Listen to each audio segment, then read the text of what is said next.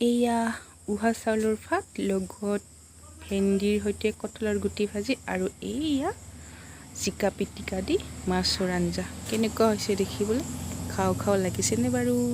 Hello' everyone, Tulumoni ব্লগলৈ আপোনালোকক স্বাগতম জনাইছোঁ। আজি আকৌ এটি নতুন ৰেচিপিৰ ভিডিঅ' আপোনালোকৰ বাবে লৈ আহিছোঁ। আজি মই বনাম জিকা পিটিকাৰ সৈতে মাছৰ আঞ্জা। মই কেনেকৈ বনাওঁ আপোনালোকক দেখুৱাই আছোঁ, গতিকে বলকচোন ভিডিঅ'টি আৰম্ভ কৰোঁ। বাবে মই 3টা জিকা কাটি কুটি ধুই লৈছোঁ। এইখিনি মই কুকাৰত সিজিবলৈ দিম। ইয়াত মই এটা গাজৰো দিছোঁ আৰু এটা আলুও দিছোঁ। গাজৰ আৰু আলুখিনি অপশ্যনেল হয়, আপোনালোকে নিদিয়াকৈও বনাব পাৰে। আৰু এইফালে মাছখিনি, এইখিনি মই ভালদৰে ধুই ল'ম। তাৰপিছত ইয়াত নিমখ হালধি ভালদৰে সানি মাছখিনি ফ্ৰাই কৰি ল'ম। ইয়াত মই আধা দি দিছোঁ মাছ, আৰু বাকীখিনিও এনেকৈ ইয়াৰ লগতে ফ্ৰাই কৰি ল'ম। মাছখিনি ভালদৰে ফ্ৰাই কৰি ল'ব আপোনালোকে। এয়া মাছখিনি হৈ গ'ল, ফ্ৰাই কৰা হৈ গ'ল মাছখিনি।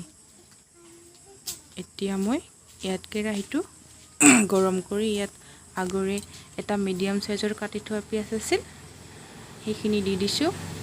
আৰু ইয়াত মই আদা ৰগুনৰ পেষ্ট দিম। সেইখিনি বাৰু আপোনালোকক নেদেখালোঁ। 1 ইঞ্চিমান আদা ল'ব, 4-5 ফুটামান ৰগুন ল'ব, আৰু ইয়াত মই প্ৰয়োজন অনুসাৰে হালধি দিছোঁ। সোৱাদ অনুযায়ী ইয়াত মই নিমখো দি দিম। এয়া দেখিছেনে, ইয়াত মই নিমখ দি দিছোঁ। এইখিনি ভালকৈ ভাজি আদা আৰু ৰগুনৰ কেঁচা গোন্ধটো যোৱালৈকে ভাজিলোঁ। আৰু ইয়াৰ পিছত ইয়াত মই পিটিকা কৰি থোৱা জিকাখিনি দি দিম। এয়া ভাল, এইখিনি লৰাই 5-6 মিনিটমান ভালকৈ ভাজি ল'ব লাগিব।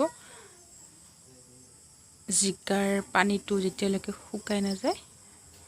ইয়াত মই জিৰাও দি দিছোঁ, অকণমান জিৰাৰ গুড়ি। জিকাৰ পানীটো যেতিয়ালৈকে শুকাই নাযায় তেতিয়ালৈকে এইখিনি লৰাই এনেকৈ ভাজি থাকিব লাগিব। ইয়াত মই সিজাই থোৱা আলুটো সেইটোও দি দিছোঁ।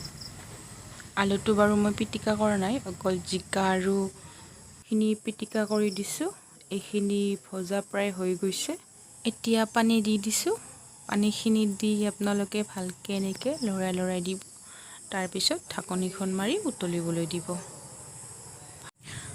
দেখিছেনে, এয়া উতল আহিছে। এইবাৰ ইয়াত মই ভাজি থোৱা মাছখিনি এনেকৈ দি দিম। মাছখিনি দি আকৌ উতল আহিব দিব লাগিব।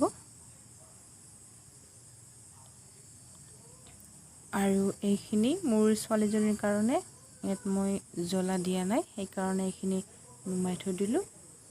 আৰু ইয়াত মই এইবাৰ গুড়া জ্বলা কৰি দিম। জলকীয়াৰ গুড়িখিনি আপোনালোকে আগতো দিব পাৰে। এয়া আমাৰ আঞ্জাখন প্ৰায় হৈ গৈছে। এয়া দেখিছেনে, পানীখিনিও শুকাই গৈছে প্ৰায়। দেখিবলৈ কেনেকুৱা হৈছে বাৰু? এয়া আমাৰ আঞ্জা ৰেডি হৈ গ'ল। এতিয়া এইখিনি পৰিৱেশন কৰাহে কথা। আপোনালোকে যদি ভিডিঅ'টো চাই ভাল পায় তেতিয়াহ'লে প্লিজ ছাবস্ক্ৰাইব কৰি দিব। আৰু এনেকৈ কেতিয়াবা বনাই খাবচোন, ভাল লাগিলে কমেণ্টত জনাব। Bye bye.